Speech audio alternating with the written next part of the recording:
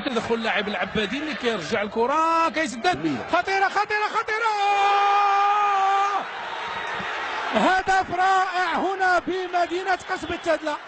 هدف ولا اروع، هدف ولا اروع من اللاعب العبادي. العبادي بطريقه اللاعبين الكبار يرسل الكره الى مرمى الحارس عقيد. بالفعل فربما القراءة ديال اللاعب هي اللي عطاته هذا لا ريكوبيراسيون دو بال، وقرا اللاعب في الامام وشاف عقيد خارج واستغل بواحد التمريره طويله وجميله ومركزه، وعطانا اجمل اهداف البطوله حتى الان.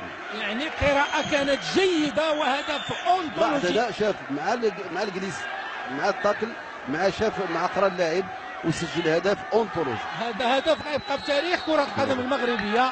الطريقة اللي تسجل بها من وسط الميدان يعني بان لي على ان